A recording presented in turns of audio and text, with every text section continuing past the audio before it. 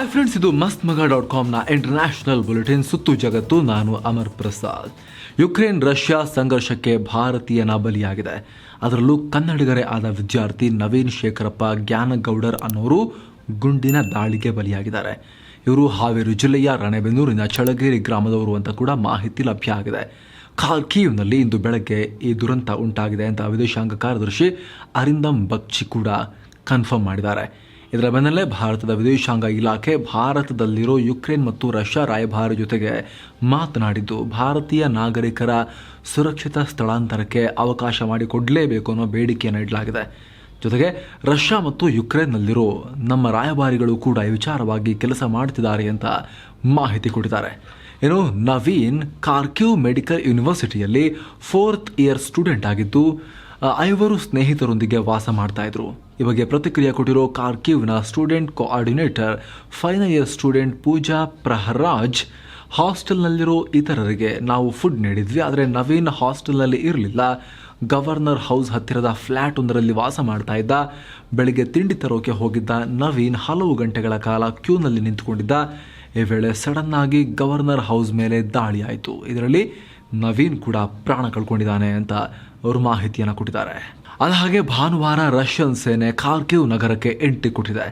Ukraine ಸೈನಿಕರು ಕೂಡ full fight ಕೊಡ್ತಿದ್ದಾರೆ. ನಗರಕ್ಕೆ ಎಂಟ್ರಿ ಕೊಟ್ಟು 3 ದಿನ ಆದರೂ ಕೂಡ ಪೂರ್ತಿಯಾಗಿ ಆ ನಗರವನ್ನು ಕಂಟ್ರೋಲ್ಗೆ ತೆಗೆದುಕೊಳ್ಳೋಕೆ ರಷ್ಯನ್ ಸೈನಿಕರಿಗೆ ಆಗಿಲ್ಲ ಇನ್ನೂ ಕೂಡ.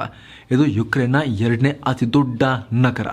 ಯುಕ್ರೇನ್ನಲ್ಲಿ ರಷ್ಯಾ ಯುದ್ಧ ನಿಲ್ಲಿಸೋ ಯಾವುದೇ ಲಕ್ಷಣ ಕಾಣಿಸ್ತಾ ಇಲ್ಲ. ಇದೀಗ ಯುದ್ಧ 6ನೇ ದಿನಕ್ಕೆ ಕಾಲಿಟ್ಟಿದ್ದು, ನಿನ್ನೆ ನಡೆದ ಮಾತುಕತೆ ಕೂಡ ವಿಫಲ ಆಗಿದೆ. ಬೆಲಾರುಸ್ನಲ್ಲಿ ನಡೆದ ಈ ಮಾತುಕತೆಯಲ್ಲಿ ಯುಕ್ರೇನ್ ಡಿಮಿಲಿಟರೈಸ್ ಮತ್ತು ತಟಸ್ಥ ನಿಲುವಿಗೆ ರಷ್ಯಾ ಒತ್ತಾಯಿಸಿದರೆ, ಅಂದರೆ ಯುಕ್ರೇನ್ನಲ್ಲಿ ನಿಶಸ್ತ್ರೀಕರಣ ಆಗಬೇಕು ಮತ್ತು ಆ ದೇಶ ಯಾರ ಪರವೂ ಹೋಗದೆ ತಟಸ್ಥವಾಗಿ ಇರಬೇಕು ಅಂತ ರಷ್ಯಾ ಒತ್ತಾಯ ಮಾಡಿದ್ರೆ, ಯುಕ್ರೇನ್ ರಷ್ಯಾ ಈಗಿಂದೀಗಲೇ ಯುಕ್ರೇನ್ನಲ್ಲಿ ಸೇನಾ ಕಾರ್ಯಾಚರಣೆ ಸ್ಟಾಪ್ ಮಾಡಬೇಕು, ಕ್ರೈಮಿಯಾದಿಂದಲೂ ಸೇನೆಯನ್ನು ಹಿಂದಕ್ಕೆ ಕರೆಸ್ಕೊಳ್ಬೇಕು ಅಂತ ಒತ್ತಾಯ ಮಾಡಿತ್ತು. ಹೀಗಾಗಿ ಮಾತುಕತೆಯಲ್ಲಿ ಯಾವುದೇ ನಿರ್ಧಾರಕ್ಕೆ ಬರೋಕೆ ಸಾಧ್ಯ ಆಗಲಿಲ್ಲ. 5 ಗಂಟೆಗಳ ಕಾಲ ಚರ್ಚೆ ಬಳಿಕ ಮತ್ತೊಂದು ಹಂತದ ಮಾತುಕತೆಗೆ ನಿರ್ಧಾರ ಮಾಡಲಾಗಿದೆ. ಮಾತುಕತೆ ವೇಳೆಯೂ ಯುಕ್ರೇನ್ ಮೇಲೆ ಒತ್ತಡ ಹೇರೋ ಸಲುವಾಗಿ ರಷ್ಯಾ ದೊಡ್ಡ ಪ್ರಮಾಣದ ಸ್ಫೋಟಕಗಳನ್ನು ಸುರಿತಾ ಇದೆ, ಸ್ಫೋಟಗಳನ್ನು ನಡೆಸ್ತಾ ಇದೆ ಅಂತ ಯುಕ್ರೇನ್ ಅಧ್ಯಕ್ಷ ವೊಲಡಿಮಿರ್ ಝೆಲೆನ್ಸ್ಕಿ ಆರೋಪ ಮಾಡಿದ್ದಾರೆ. ಮತ್ತೊಂದು ಕಡೆ ರಷ್ಯಾ ಯುಕ್ರೇನ್ನಲ್ಲಿ ಜನವಸತಿ ಪ್ರದೇಶಗಳಲ್ಲೂ ಕೂಡ ದಾಳಿ ಮುಂದುವರೆಸಿದೆ. ರಾಕೆಟ್, ಕ್ಷಿಪಣಿ, ಸ್ಫೋಟಕಗಳನ್ನು ಸುರಿಯೋದು ಜೊತೆಗೆ ಅಪಾರ ಪ್ರಮಾಣದಲ್ಲಿ ಗುಂಡಿನ ದಾಳಿಯನ್ನು ನಡೆಸ್ತಾ ಇದೆ. ಖಾರ್ಕಿವ್ನಲ್ಲಿ ರಷ್ಯಾ ಸೇನೆ ದಾಳಿಗೆ 11 ನಾಗರಿಕರು ಪ್ರಾಣವನ್ನು ಕಳ್ಕೊಂಡಿದ್ದಾರೆ. ಖಾರ್ಕಿವ್ ಮತ್ತು ಕಿಯವ್ ಮಧ್ಯದಲ್ಲಿ ಬರೋ ಒಕ್ಟಿರ್ಕಾ ನಗರದಲ್ಲಿ ಸೇನಾ ನೆಲೆ ಮೇಲೆ ರಷ್ಯಾ ಆರ್ಟಿಲರಿ ದಾಳಿ ಮಾಡಿದ್ದು 70 ಮಂದಿ ಯುಕ್ರೇನಿಯನ್ ಸೈನಿಕರು ಪ್ರಾಣ ಕಳ್ಕೊಂಡಿದ್ದಾರೆ. ಈವರೆಗಿನ ಅತಿ ದೊಡ್ಡ ದಾಳಿ ಇದಾಗಿದೆ. ರಷ್ಯಾ ಕಿಯವ್, ಚೆರ್ನಿಹಿವ್ ಮತ್ತು ಖಾರ್ಕಿವ್ನಲ್ಲಿ ಮತ್ತಷ್ಟು ಆಕ್ರಮಣಕಾರಿಯಾಗಿ ದಾಳಿ ಮಾಡೋಕೆ ಶುರು ಮಾಡಿದೆ ಅಂತ ಯುನೈಟೆಡ್ ಕಿಂಗ್ಡಮ್ ಮಾಹಿತಿ ನೀಡಿದೆ. ಆರ್ಟಿಲರಿ ಮತ್ತು ಸ್ಫೋಟಕಗಳನ್ನು ದೊಡ್ಡ ಪ್ರಮಾಣದಲ್ಲಿ ಬಳಸ್ತಾ ಇದೆ. ಇದರಿಂದ ನಾಗರಿಕರ ಸಾವು ನೋವಿನ ಪ್ರಮಾಣ ಮತ್ತಷ್ಟು ಹೆಚ್ಚಾಗೋ ಸಾಧ್ಯತೆ ಇದೆ. ದಾಳಿ ತೀವ್ರ ಮಾಡಿದ್ರಿಂದ ಕಳೆದ 24 ಗಂಟೆಯಲ್ಲಿ ರಷ್ಯಾಗೆ ಸ್ವಲ್ಪ ಮುನ್ನಡೆ ಆಗಿದೆ ಅಂತ ಕೂಡ UK ಮಾಹಿತಿ ನೀಡಿದೆ. ಮತ್ತೊಂದು ಕಡೆ ಸುಮಿ ನಗರದಲ್ಲಿ ಟರ್ಕಿ ಕೊಟ್ಟ ಫೈಟರ್ ಜೆಟ್ ಬಳಸಿ ರಷ್ಯಾದ 100 ಟ್ಯಾಂಕರ್ಗಳು ಹಾಗೂ 20 ವಾಹನಗಳನ್ನು ಹೊಡೆದುರುಳಿಸಿದ್ದೀವಿ ಅಂತ ಯುಕ್ರೇನ್ ಮಾಹಿತಿ ನೀಡಿದೆ. ಯುಕ್ರೇನ್ ಜನರ ಮೇಲೆ ರಷ್ಯಾ ನಿಷೇಧಿತ ವಾಕ್ಯೂಮ್ ಸ್ಫೋಟಕ ಮತ್ತು ಕ್ಲಸ್ಟರ್ ಸ್ಫೋಟಕಗಳನ್ನು ಪ್ರಯೋಗ ಮಾಡಿದೆ ಅಂತ ಮಾನವ ಹಕ್ಕುಗಳ ಸಂಘಟನೆಗಳು ಮತ್ತು ಯುಕ್ರೇನ್ನ ಅಮೆರಿಕದ ರಾಯಭಾರಿ ಆರೋಪ ಮಾಡಿದ್ದಾರೆ. ಈ ಸಂಬಂಧ ಅಮೆರಿಕದ ಸಂಸದರೊಂದಿಗೆ ಮಾತುಕತೆ ನಡೆಸಿ ನಂತರ ಸುದ್ದಿಗಾರರೊಂದಿಗೆ ಮಾತನಾಡಿರೋ ಯುಕ್ರೇನ್ ಅಮೆರಿಕ ರಾಯಭಾರಿ ಒಕ್ಸಾನಾ ಮಾರ್ಕರೋವಾ ರಷ್ಯಾ ವಾಕ್ಯೂಮ್ ಸ್ಫೋಟಕವನ್ನು ಬಳಸಿದೆ ಅಂತ ಹೇಳಿದ್ದಾರೆ. ವಾಕ್ಯೂಮ್ ಸ್ಫೋಟಕ ಅಥವಾ ಥರ್ಮೋಬ್ಯಾರಿಕ್ ಶಸ್ತ್ರಾಸ್ತ್ರ ಇದೆಯಲ್ಲ, ದೊಡ್ಡ ಮಟ್ಟದ ಸ್ಫೋಟವನ್ನು ಸೃಷ್ಟಿಸೋಕೆ ಮತ್ತು ಸ್ಫೋಟದ ತೀವ್ರತೆ ತುಂಬ ಹೊತ್ತಿನವರೆಗೂ ಫೀಲ್ ಆಗೋ ರೀತಿ ಮಾಡೋಕೆ ಸುತ್ತಮುತ್ತಲಿನ ಆಕ್ಸಿಜನನ್ನು ಹೀರಿಕೊಂಡು ದೊಡ್ಡ ಪ್ರಮಾಣದಲ್ಲಿ ಎನರ್ಜಿಯನ್ನು ರಿಲೀಸ್ ಮಾಡುತ್ತೆ. ಇದರ ಪರಿಣಾಮನೇ ಸ್ಫೋಟದ ಅಲೆ ನಾರ್ಮಲ್ ಸ್ಫೋಟಕಕ್ಕಿಂತ ಹೆಚ್ಚು ಹೊತ್ತು ಇರುತ್ತೆ ವಾತಾವರಣದಲ್ಲಿ. ಇದು ಎಷ್ಟು ಅಪಾಯಕಾರಿ ಅಂದರೆ ಮನುಷ್ಯನ ದೇಹವನ್ನೇ ವೇಪರೈಸ್ ಮಾಡುತ್ತೆ, ಮನುಷ್ಯನ ದೇಹವನ್ನೇ ಆವಿ ಮಾಡಿಬಿಡುತ್ತೆ ಅಂತ ಹೇಳ್ತಾರೆ. ಆದರೆ ಈ ಸ್ಫೋಟಕ ಬಳಸಿರೋ ಬಗ್ಗೆ ಅಧಿಕೃತ ಮಾಹಿತಿ ಇಲ್ಲದೆ ಹೋದರೂ ಕೂಡ CNN ತಂಡ ಯುಕ್ರೇನ್ ಗಡಿ ಬಳಿ ರಷ್ಯಾದ ಥರ್ಮೋಬ್ಯಾರಿಕ್ ಮಲ್ಟಿಪಲ್ ರಾಕೆಟ್ ಲಾಂಚರ್ ಅನ್ನು ನೋಡಿರೋದಾಗಿ ವರದಿ ಮಾಡಿದೆ. ಯುಕ್ರೇನ್ ರಷ್ಯಾ ಯುದ್ಧಕ್ಕೆ ಸಂಬಂಧಪಟ್ಟ ಹಾಗೆ ಅಮೆರಿಕದ ಮ್ಯಾಕ್ಸಾರ್ ಟೆಕ್ನಾಲಜೀಸ್ ಇನ್ನಷ್ಟು ಸ್ಯಾಟಲೈಟ್ ಚಿತ್ರಗಳನ್ನು ರಿಲೀಸ್ ಮಾಡಿದೆ. ಫ್ರಸ್ಟ್ರೇಟ್ ಆಗಿರೋ ರಷ್ಯಾ ಇನ್ನಷ್ಟು ಸೇನೆಯನ್ನು ಜಮಾಯಿಸ್ತಿರೋದು ಕಂಡು ಬರ್ತಾ ಇದೆ.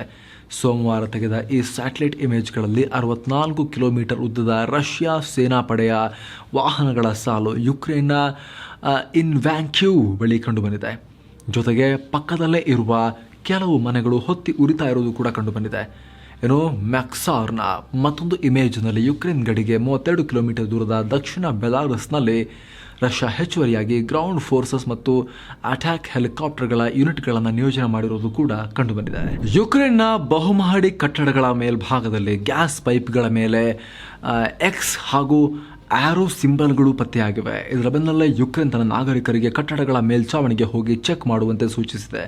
ಅದು ರಷ್ಯನ್ ಸೇನೆ ದಾಳಿಗೆ ಮಾಡಿರೋ ಮಾರ್ಕ್ ಆಗಿರಬಹುದು ಅಂತ ಕೂಡ ಎಚ್ಚರಿಕೆ ನೀಡಿದೆ.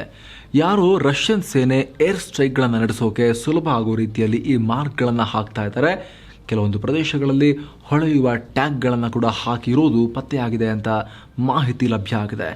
ಅಂದರೆ ವಿಮಾನದಲ್ಲಿ ಅಥವಾ ಹೆಲಿಕಾಪ್ಟರ್ಗಳಲ್ಲಿ ದಾಳಿ ಮಾಡೋಕ್ಕೆ ಬಂದಂಥ ಸಂದರ್ಭದಲ್ಲಿ ಟಾರ್ಗೆಟ್ ಈ ಬಿಲ್ಡಿಂಗ್ ಆ ಬಿಲ್ಡಿಂಗ್ ಅಂತ ಮೇಲೆ ಆಕಾಶದಲ್ಲಿ ಹುಡುಕ್ತಾ ಬಂದ ಕನ್ಫ್ಯೂಷನ್ ಆಗಬಾರ್ದು ಅಂತ ಕೆಳಗೆ ರಷ್ಯಾ ಸೇನೆಯ ಪರ ಇರುವಂಥ ಗುಪ್ತಚರರು ಅಥವಾ ಸ್ಪೆಷಲ್ ಫೋರ್ಸಸ್ನ ಸಿಬ್ಬಂದಿ ಕೆಳಗಡೆ ಬಂದು ನೆಲದಲ್ಲಿ ಬಂದು ಎಲ್ಲಿ ಟಾರ್ಗೆಟ್ ಮಾಡಬೇಕು ಆ ಕಟ್ಟಡಗಳ ಮೇಲೆ ಮಾರ್ಕ್ ಮಾಡ್ತಾ ಹೋಗೋದು. ನಂತರ ಏರ್ ಅಟ್ಯಾಕ್ ಮಾಡುವಂಥ ರಷ್ಯಾದ ಏರ್ ಫೋರ್ಸ್ನವರು ಸುಲಭವಾಗಿ ದಾಳಿ ಮಾಡ್ತಾ ಹೋಗೋಕೆ ಅನುಕೂಲ ಆಗೋ ರೀತಿಯಲ್ಲಿ ಮಾಡಿದ್ದಾರೆ ಅಂತ ವಿಶ್ಲೇಷಣೆ ಮಾಡಲಾಗ್ತಾ ಇದೆ. ರಷ್ಯನ್ ವಿಮಾನಗಳು ಮತ್ತು ಹಡಗುಗಳನ್ನು ವಿಶ್ವದ ಎಲ್ಲ ದೇಶಗಳು ತಮ್ಮ ತಮ್ಮ ಏರ್ಪೋರ್ಟ್, ಬಂದರು ಮತ್ತು ಕಾಲುವೆಗಳಿಂದ ಬ್ಯಾನ್ ಮಾಡಬೇಕು. ಯುಕ್ರೇನ್ ಮೇಲೆ ರಷ್ಯಾ ಯುದ್ಧ ಮಾಡಿರುವುದಕ್ಕೆ ಈ ರೀತಿ ಶಿಕ್ಷೆ ನೀಡಬೇಕು ಅಂತ ಯುಕ್ರೇನ್ ಅಧ್ಯಕ್ಷ ವೊಲೋಡಿಮಿರ್ ಝೆಲೆನ್ಸ್ಕಿ ಇಡೀ ವಿಶ್ವಕ್ಕೆ ಮನವಿ ಮಾಡಿದ್ದಾರೆ. ಯುಕ್ರೇನ್ನಲ್ಲಿಯ ಪರಿಸ್ಥಿತಿಯ ಬಗ್ಗೆ ವಿಚಾರಣೆ ಶುರು ಮಾಡೋದಾಗಿ ICJ ಅಂದರೆ ಇಂಟರ್ನ್ಯಾಷನಲ್ ಕೋರ್ಟ್ ಆಫ್ ಜಸ್ಟಿಸ್ನ ಪ್ರಾಸಿಕ್ಯೂಟರ್ ಕರೀಂ ಖಾನ್ ಹೇಳಿದ್ದಾರೆ. ಈ ಸಂಬಂಧ ಹೇಳಿಕೆ ಕೊಟ್ಟಿರುವ ಅವರು ಯುಕ್ರೇನ್ನಲ್ಲಿ ಯುದ್ಧ ಅಪರಾಧಗಳು ನಡೀತಾ ಇದೆ ಅನ್ನೋದಕ್ಕೆ ಬಲವಾದ ಸಾಕ್ಷ್ಯ ಸಿಕ್ಕಿದೆ. ಆದ್ದರಿಂದ ನಾನು ಯುಕ್ರೇನ್ನಲ್ಲಿನ ಪರಿಸ್ಥಿತಿ ಕುರಿತು ವಿಚಾರಣೆ ಶುರು ಮಾಡ್ತೀನಿ ಅಂತ ಅನೌನ್ಸ್ ಮಾಡ್ತಿದ್ದೀನಿ ಅಂತ ಹೇಳಿದರು. ಜೊತೆಗೆ ವಿಚಾರಣೆಯ ಈ ಸಂಬಂಧ ಯಾವುದೇ ಹೊಸ ಪ್ರಕರಣಗಳು ನಡೆದರೆ ಅವುಗಳನ್ನು ಕೂಡ ಪರಿಗಣಿಸ್ತೀವಿ ಅಂತ ಹೇಳಿದ್ದಾರೆ. ಯುಕ್ರೇನ್ ಮೇಲಿನ ರಷ್ಯಾ ದಾಳಿಯನ್ನು ಖಂಡಿಸಿರೋ ವಿಶ್ವ ಟೇಕ್ವಾಂಡೋ ಸಂಸ್ಥೆ ಪುಟಿನ್ಗೆ ನೀಡಿದ್ದ ಗೌರವ ಬ್ಲ್ಯಾಕ್ ಬೆಲ್ಟ್ ಅನ್ನು ಕಿತ್ಕೊಂಡಿದೆ. ಈ ಬಗ್ಗೆ ಟ್ವೀಟ್ ಮಾಡಿರೋ ವಿಶ್ವ ಟೇಕ್ವಾಂಡೋ ಯುಕ್ರೇನ್ನ ಅಮಾಯಕ ಜನರ ಮೇಲೆ ನಡೆದಿರೋ ಕ್ರೂರ ದಾಳಿಯನ್ನು ಖಂಡಿಸ್ತೀವಿ ಅಂತ ಹೇಳಿದೆ. ಗೆಲುವಿಗಿಂತ ಶಾಂತಿಯ ಮೂಲ್ಯ. ಹೀಗಾಗಿ ನಾವು ಈ ಹಿಂದೆ 2013ರಲ್ಲಿ ಗೌರವಾರ್ಥವಾಗಿ ಪುಟಿನ್ಗೆ ನೀಡಿದ್ದ 9th ಲೆವೆಲ್ ಬ್ಲ್ಯಾಕ್ ಬೆಲ್ಟನ್ನು ವಾಪಸ್ ಪಡಿತಾ ಇದ್ದೀವಿ ಅಂತ ಹೇಳಿದೆ. ಜೊತೆಗೆ ರಷ್ಯಾ ಮತ್ತು ಬೆಲಾರೂಸ್ನಲ್ಲಿ ಯಾವುದೇ ಟೇಕ್ವಾಂಡೋ ಸ್ಪರ್ಧೆ ಆಯೋಜನೆ ಮಾಡೋದಿಲ್ಲ ಮತ್ತು ಗುರುತಿಸೋದಿಲ್ಲ. ಸ್ಪರ್ಧೆಗಳು ನಡೆದರೂ ಕೂಡ ರೆಕಗ್ನೈಸ್ ಮಾಡಲ್ಲ ಅಂತ ಅನೌನ್ಸ್ ಮಾಡಿದ್ದಾರೆ. ಸಖತ್ ವೈರಲ್ ಆಗ್ತಾ ಇದ್ದ ರಷ್ಯಾ ಅಧ್ಯಕ್ಷ ಪುಟಿನ್ರನ್ನ ಜರ್ಮನ್ ಸರ್ವಾಧಿಕಾರಿ ಅಡಾಲ್ಫ್ ಹಿಟ್ಲರ್ ಆಗಿ ತೋರಿಸಿರೋ ಟೈಮ್ ಮ್ಯಾಗಝಿನ್ ಮುಖಪುಟ ಫೇಕ್ ಅಂತ ಗೊತ್ತಾಗಿದೆ. ಈ ಬಗ್ಗೆ ಹಲವಾರು ಫ್ಯಾಕ್ಟ್ ಚೆಕಿಂಗ್ ವೆಬ್ಸೈಟ್ಗಳು ವರದಿ ಮಾಡಿದ್ದು, ವೈರಲ್ ಆಗಿದ್ದ ಫೋಟೋಗಳು ಗ್ರಾಫಿಕ್ ಡಿಸೈನರ್ ಒಬ್ಬ ಮಾಡಿದ ಆರ್ಟ್ ವರ್ಕ್ ಅಷ್ಟೇ ಅಂತ ಗೊತ್ತಾಗಿದೆ. ಟೈಮ್ ಮ್ಯಾಗಝಿನ್ ನಿಜವಾದ ಮುಖಪುಟ ರಿಲೀಸ್ ಮಾಡಿದ್ದು, ಅದರಲ್ಲಿ ಯುಕ್ರೇನ್ ಯುದ್ಧದಲ್ಲಿ ಇರುವ ಟ್ಯಾಂಕರ್ ಒಂದರ ಚಿತ್ರವನ್ನು ಮಾತ್ರ ತೋರಿಸಲಾಗಿದೆ. ಹಿಟ್ಲರ್ ರೀತಿ ಪುಟಿನ್ರನ್ನ ತೋರಿಸಿಲ್ಲ ಅವರು. ಸ್ಯಾಂಕ್ಷನ್ಗಳ ಏಟಿಗೆ ಪಾತಾಳಕ್ಕೆ ತಲುಪಿರೋ ರುಬೆಲ್ ಮೌಲ್ಯವನ್ನು, ರಷ್ಯಾದ ಕರೆನ್ಸಿ ಅದರ ಮೌಲ್ಯವನ್ನು ಮತ್ತೆ ಮೇಲೆತ್ತೋಕೆ ಪುಟಿನ್ ರಷ್ಯನ್ನರು ಹೊರದೇಶಗಳಿಗೆ ಹಣ ವರ್ಗಾವಣೆ ಮಾಡಬಾರ್ದು ಅಂತ ಬ್ಯಾನ್ ಮಾಡಿದ್ದಾರೆ. ಜೊತೆಗೆ ಎಕ್ಸ್ಪೋರ್ಟರ್ಗಳು ಇನ್ಮುಂದೆ ತಮ್ಮ ರಿಸರ್ವ್ಸ್ ಅಲ್ಲಿ 80% ರೂಬೆಲ್ಲೇ ಇಟ್ಕೊಂಡಿರಬೇಕು ಅಂತ ರೂಲ್ಸ್ ಮಾಡಿದ್ದಾರೆ. ಇದರಿಂದ ಈಗ ದೊಡ್ಡ ದೊಡ್ಡ ಕಂಪನಿಗಳು ರೂಬೆಲ್ನಲ್ಲಿ ಜಾಸ್ತಿ ವ್ಯವಹಾರ ಮಾಡಬೇಕಾಗತ್ತೆ. ಪಾಶ್ಚಿಮಾತ್ಯ ದೇಶಗಳು ಹಾಕಿರೋ ಆರ್ಥಿಕ ದಿಗ್ಬಂಧನ ರಷ್ಯಾದ ಬ್ಯಾಂಕ್ಗಳನ್ನು ಅಂತಾರಾಷ್ಟ್ರೀಯ ಆರ್ಥಿಕ ವ್ಯವಸ್ಥೆಯಿಂದ ಫ್ರೀಸ್ ಮಾಡಿ ರಷ್ಯಾದ ಕೇಂದ್ರ ಬ್ಯಾಂಕ್ ಅದರ ರಿಸರ್ವ್ಗಳನ್ನು ಬಳಸದಂತೆ ತಡೆ ಹಿಡಿಯೋ ಪ್ರಯತ್ನ ನಡೀತಾ ಇರುವಂಥ ಸಂದರ್ಭದಲ್ಲಿ ಪುಟಿನ್ ಈ ರೀತಿಯೆಲ್ಲ ಕೆಲಸ ಮಾಡ್ತಿದ್ದಾರೆ. ಈ ಮಧ್ಯೆ ರಷ್ಯಾ ಫುಟ್ಬಾಲ್ ತಂಡವನ್ನು ವಿಶ್ವಕಪ್ನಿಂದ ಹೊರ ಹಾಕಿರೋದಾಗಿ ಫಿಫಾ ಹೇಳಿದೆ. ಈ ಸಂಬಂಧ ಜಂಟಿ ಹೇಳಿಕೆ ನೀಡಿರುವ ಫಿಫಾ ಮತ್ತು UEFA ರಷ್ಯಾದ ರಾಷ್ಟ್ರೀಯ ತಂಡಗಳನ್ನು ಮತ್ತು ಕ್ಲಬ್ಗಳನ್ನು ಸಸ್ಪೆಂಡ್ ಮಾಡಿರೋದಾಗಿ ಅನೌನ್ಸ್ ಮಾಡಿದ್ದಾರೆ. ವಿಶ್ವ ರಗ್ಬಿ ಸಂಸ್ಥೆ ಕೂಡ ಅದೇ ಹಾದಿಯನ್ನು ಹಿಡಿದಿದ್ದು ರಷ್ಯಾ ಮತ್ತು ಬೆಲಾರೂಸ್ ಎರಡೂ ತಂಡಗಳನ್ನು ಸಸ್ಪೆಂಡ್ ಮಾಡಲಾಗಿದೆ. ಯುಕ್ರೇನ್ ಮೇಲೆ ದಾಳಿಗೆ ಸಂಬಂಧಪಟ್ಟ ಹಾಗೆ ವಿಶ್ವಸಂಸ್ಥೆಯ ಸಾಮಾನ್ಯ ಸಭೆಯಲ್ಲಿ ರಷ್ಯಾಗೆ ಭಾರೀ ಮುಖಭಂಗ ಆಗಿದೆ.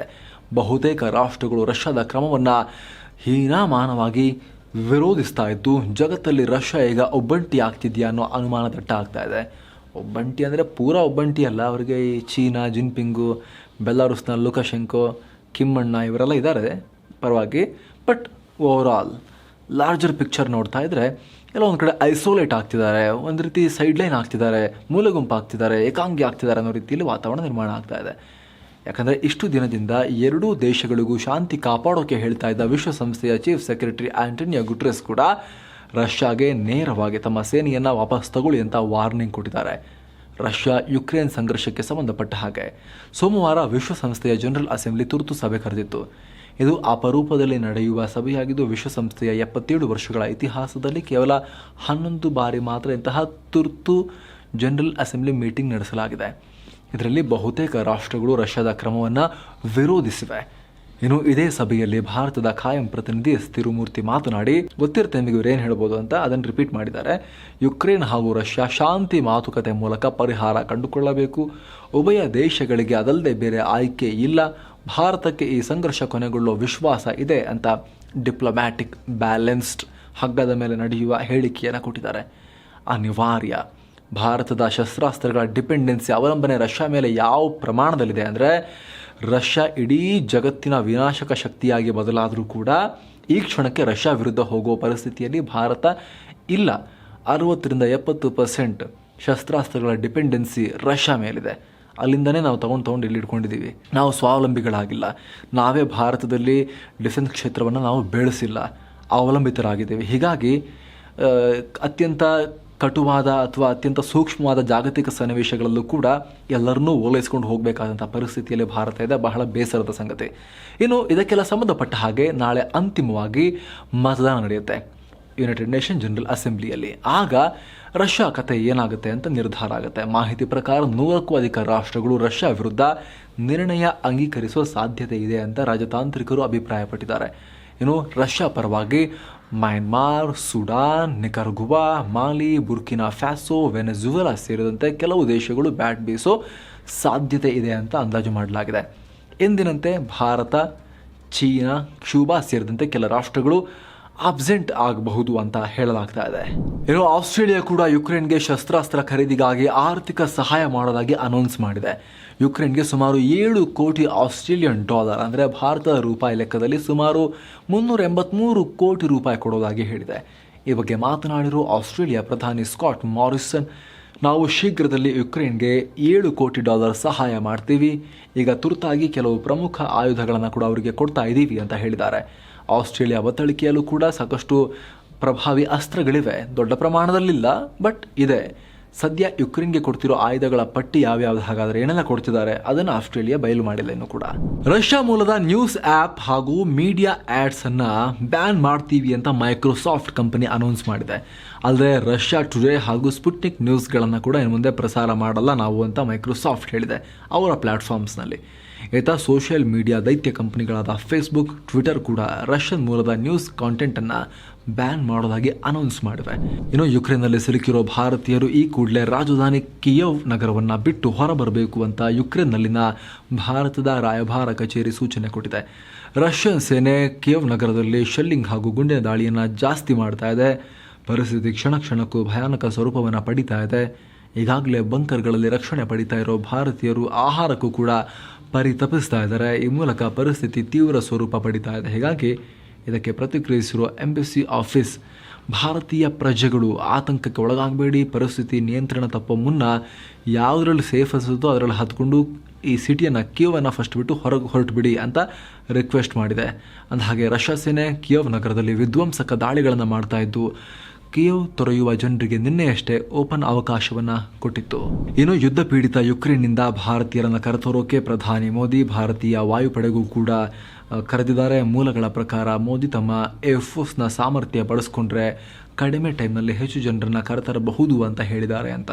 ಜೊತೆಗೆ ಮಾನವೀಯ ನೆರವು ನೀಡೋಕೆ ಸಹಾಯ ಆಗುತ್ತೆ ಅಂತ ಅವರು ಈ ರೀತಿ ಹೇಳಿದ್ದಾರೆ ಅಂತ.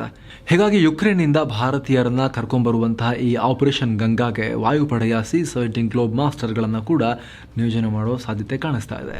ಇತ್ತೀಚೆಗಷ್ಟೇ ಪುಟಿನ್ ಪರಮಾಣು ಪಡೆಯನ್ನು ಅಲರ್ಟ್ ಆಗಿರುವಂತೆ ಸೂಚಿಸಿದ್ದಕ್ಕೆ ಬಹಳ ವಿರೋಧ ವ್ಯಕ್ತ ಆಗಿತ್ತಲ್ಲ. ಇದರ ನಡುವೆನೇ ಹೆದರಿಕೊಳ್ಳೋ ಯಾವುದೇ ಅಗತ್ಯ ಇಲ್ಲ ಅಂತ ಅಮೆರಿಕ ಹೇಳಿದೆ. ಪುಟಿನ್ ಆದೇಶದ ಬಳಿಕವೂ ರಷ್ಯಾದ ಪರಮಾಣು ಶಸ್ತ್ರಾಸ್ತ್ರಗಳ ನಿಯೋಜನೆಯಲ್ಲಿ ಯಾವುದೇ ಬದಲಾವಣೆ ಆಗಿಲ್ಲ. ಈ ಬಗ್ಗೆ ಪೆಂಟಗನ್ ರಷ್ಯಾ ಪರಮಾಣು ಶಸ್ತ್ರಾಸ್ತ್ರಗಳ ಪೊಸಿಷನ್ ಮೇಲೆ ನಿರಂತರವಾಗಿ ಕಣ್ಣಿಟ್ಟಿದೆ, ಮಾನಿಟರ್ ಮಾಡ್ತಾ ಇದೆ ಅಂತ ಸ್ಟೇಟ್ ಡಿಪಾರ್ಟ್ಮೆಂಟ್ ವಕ್ತಾರ ನೆಡ್ ಪ್ರೈಸ್ ಹೇಳಿದ್ದಾರೆ. ಏನೋ ಪುಟಿನ್ ಆದೇಶದ ಬಳಿಕ ಪರಮಾಣು ಯುದ್ಧ ನಡೆಯುತ್ತೆ ಅಂತ ಅಮೆರಿಕನ್ನರು ಚಿಂತೆ ಮಾಡೋ ಅಗತ್ಯ ಇದೆಯಾ ಅಂತ ಅಮೆರಿಕ ಅಧ್ಯಕ್ಷ ಜೋ ಬೈಡೆನ್ರನ್ನ ಕೇಳಿದಾಗ ಕೂಲ್ ಆಗಿ ನೋ ಅಂತ ಅವ್ರು ಹೇಳಿದ್ದಾರೆ. ಇನ್ನು ಯುಕ್ರೇನ್ ಅನ್ನ ಪ್ಯಾಲೆಸ್ತೇನ್ಗೆ ಹೋಲಿಸಿ ಸೋಷಿಯಲ್ ಮೀಡಿಯಾದಲ್ಲಿ ಕ್ಯಾಂಪೇನ್ ನಡೆಸಲಾಗ್ತಾ ಇದೆ. ರಷ್ಯಾ ವಿರುದ್ಧ ಯುಕ್ರೇನಿಯನರು ಶಸ್ತ್ರಾಸ್ತ್ರ ಹಿಡಿದ್ರೆ ಹೀರೋಗಳು ಅಂತ ಹೊಗಳಲಾಗುತ್ತೆ. ಅದೇ ಇಸ್ರೇಲ್ ಅತಿಕ್ರಮಣದ ವಿರುದ್ಧ ಪ್ಯಾಲೆಸ್ತೇನಿಯನರು ಶಸ್ತ್ರ ಹಿಡಿದ್ರೆ ಅವರನ್ನ ಉಗ್ರರು ಅಂತ ಕರೆಯಲಾಗುತ್ತೆ. ನೋಡಿ, ಇದು ತಾರತಮ್ಯ ಅಂತ ಕ್ಯಾಂಪೇನ್ ಅನ್ನ ನಡೆಸಲಾಗ್ತಾ ಇದೆ. ಏನೋ ಕ್ವಿಕ್ ಆಗಿ ಒಂದಷ್ಟು ಅಪ್ಡೇಟ್ಸ್ ನೋಡೋಣ. ಯುಕ್ರೇನ್ನಲ್ಲಿ ರಷ್ಯಾ ಯುದ್ಧದ ಕುರಿತು ಟರ್ಕಿ ಅಧ್ಯಕ್ಷ ರೆಸೆಪ್ ತಯ್ಯಿಪ್ ಎರ್ಡೋಗಾನ್ ಬೆಲಾರುಸ್ ಅಧ್ಯಕ್ಷ ಅಲೆಕ್ಸಾಂಡರ್ ಲುಕಶೆಂಕೋ ಅವರೊಂದಿಗೆ ಚರ್ಚೆ ಮಾಡಿದ್ದಾರೆ. ಇನ್ನು ಯುಕ್ರೇನ್ನಲ್ಲಿ ಸಿಲುಕಿದ್ದವರ ತನ್ನ ಪ್ರಜೆಗಳ ರಕ್ಷಣೆಗೆ ಚೀನಾ ಕಡೆಗೂ ಮುಂದಾಗಿದೆ. ಮೊನ್ನೆ ಅಷ್ಟೇ ಈಗ ಸ್ಥಳಾಂತರ ಮಾಡೋಕ್ಕಾಗಲ್ಲ, ಸೇಫ್ ಅಲ್ಲ, ಸ್ವಲ್ಪ ಟೈಮ್ ವೇಟ್ ಮಾಡಿ ಅಂತ ಚೀನಾ ಹೇಳಿತ್ತು. ಇದಕ್ಕೆ ಬಹಳ ವಿರೋಧ ಕೂಡ ವ್ಯಕ್ತ ಆಗಿತ್ತು. ಅದರ ಬೆನ್ನಲ್ಲೇ ಸ್ಥಳಾಂತರ ಪ್ರಕ್ರಿಯೆಗೆ ಚೀನಾ ಮುಂದಾಗಿದೆ. ಇನ್ನು ಯುಕ್ರೇನ್ನಿಂದ ಅಕ್ಕಪಕ್ಕದ ದೇಶಗಳಿಗೆ ಹೋಗ್ತಿರೋ ವಲಸಿಗರ ಸಂಖ್ಯೆ ಕೂಡ ದಿನೇ ದಿನೇ ಜಾಸ್ತಿ ಆಗ್ತಾ ಇದೆ. ಈವರೆಗೆ ಪೋಲೆಂಡ್ ಒಂದಕ್ಕೆ 3.5 ಲಕ್ಷ ಜನ ಬಂದಿದ್ದಾರೆ ಅಂತ ಪೋಲೆಂಡ್ನ ಆಂತರಿಕ ಸಚಿವಾಲಯ ಮಾಹಿತಿ ನೀಡಿದೆ. ಇನ್ನು ಕೆನಡಾ ಪ್ರಧಾನಿ ಜಸ್ಟಿನ್ ಟ್ರುಡೂ ರಷ್ಯಾದಿಂದ ತೈಲ ಆಮದಿನ ಮೇಲೆ ನಿರ್ಬಂಧ ವಿಧಿಸಿದ್ದಾರೆ. ನಾವು ಆಯಿಲ್ ಆಮದು ಮಾಡಿಕೊಂಡ್ರೆ ಅದರಿಂದ ರಷ್ಯಾಗೆ ಬರೋ ಆದಾಯ ಯುಕ್ರೇನ್ ವಿರುದ್ಧದ ಯುದ್ಧಕ್ಕೆ ಬಳಕೆಯಾಗುತ್ತೆ, ಹೀಗಾಗಿ ಈ ನಿರ್ಬಂಧ ಅಂತ ಜಸ್ಟಿನ್ ಟ್ರುಡೂ ಹೇಳಿದ್ದಾರೆ. ಏನು ರಷ್ಯಾದ ಕ್ರೆಮ್ಲಿನ್ ವಕ್ತಾರ, ಅಧ್ಯಕ್ಷರ ಅರಮನೆ ಕ್ರೆಮ್ಲಿನ್ನ ವಕ್ತಾರ ಡಿಮಿಟ್ರಿ ಪೆಸ್ಕೋವ್ ಸೇರಿ ರಷ್ಯಾದ 26 ಮಂದಿ ಹೈ ಪ್ರೊಫೈಲ್ ವ್ಯಕ್ತಿಗಳ ಮೇಲೆ ಯುರೋಪಿಯನ್ ಒಕ್ಕೂಟ ನಿರ್ಬಂಧವನ್ನು ಹೇರಿದೆ, ಸ್ಯಾಂಕ್ಷನ್ಸ್. ಏನು ವಿಶ್ವಸಂಸ್ಥೆ ಮಿಷನ್ಗಾಗಿ ಅಮೆರಿಕದಿಂದ ಕೆಲಸ ಮಾಡ್ತಾ ಇದ್ದ 12 ರಷ್ಯನ್ ಅಧಿಕಾರಿಗಳನ್ನು ಅಮೆರಿಕ ಅಮಾನತು ಮಾಡಿದೆ. ಅವರೆಲ್ಲ ಗೂಢಚಾರಿಗಳಾಗಿ ಕೆಲಸ ಮಾಡ್ತಿದ್ರು ಅಂತ ಕೂಡ ಅಮೆರಿಕ ಆರೋಪ ಮಾಡಿದೆ. ಯುಕ್ರೇನ್ ವಿಚಾರವಾಗಿ ಭಾರತದೊಂದಿಗೆ ನಿರಂತರ ಸಂಪರ್ಕದಲ್ಲಿದ್ದೀವಿ ಅಂತ ಅಮೆರಿಕದ ಸ್ಟೇಟ್ ಡಿಪಾರ್ಟ್ಮೆಂಟ್ ವಕ್ತಾರ ನೆಡ್ ಪ್ರೈಸ್ ಹೇಳಿದ್ದಾರೆ. ಈ ನಡುವೆ ರಷ್ಯನ್ ಸೈನಿಕನೊಬ್ಬ ತನ್ನ ತಾಯಿಗೆ ಕಳುಹಿಸಿರೋ ಕೊನೆ ಮೆಸೇಜ್ ಅನ್ನು ಯುಕ್ರೇನ್ ಪ್ರತಿನಿಧಿ ಸರ್ಜಿ ಕಿಸ್ಲೆಟ್ಸ್ಯಾ ವಿಶ್ವಸಂಸ್ಥೆಯಲ್ಲಿ ಓದಿ ಯುಕ್ರೇನ್ನಲ್ಲಿನ ಭೀಕರತೆ ಬಗ್ಗೆ ತಿಳಿಸಿದ್ದಾರೆ. ಅದರಲ್ಲಿ ರಷ್ಯಾದ ಸೈನಿಕ ತನ್ನ ತಾಯಿಗೆ ಮೆಸೇಜ್ ಮಾಡಿ, ಅಮ್ಮ ನಾನು ಯುಕ್ರೇನ್ನಲ್ಲಿದ್ದೀನಿ, ಇಲ್ಲೆಲ್ಲ ಸ್ಫೋಟಕಗಳು ಬೀಳ್ತಾವೆ, ನಾವು ಕೂಡ ಸ್ಫೋಟಕಗಳನ್ನು ಎಸಿತಾ ಇದ್ದೀವಿ, ಇದು ತುಂಬ ಕಷ್ಟ, ನನಗೆ ಇಲ್ಲಿ ತುಂಬ ಭಯ ಆಗ್ತಾ ಇದೆ ಅಂತ ಟೈಪ್ ಮಾಡಿದ್ದಾನೆ ಅಂತ ಯುಕ್ರೇನ್ ಪ್ರತಿನಿಧಿ ಹೇಳಿದ್ದಾರೆ. ಸೊ ಫ್ರೆಂಡ್ಸ್, ಇದಾಗಿತ್ತು ಇವತ್ತಿನ ಜಗತ್ತಿನ ಸುತ್ತಾಟ. ಮತ್ತೆ ಭೇಟಿ ಆಗ್ತಿರೋಣ. ನಮಸ್ತೆ.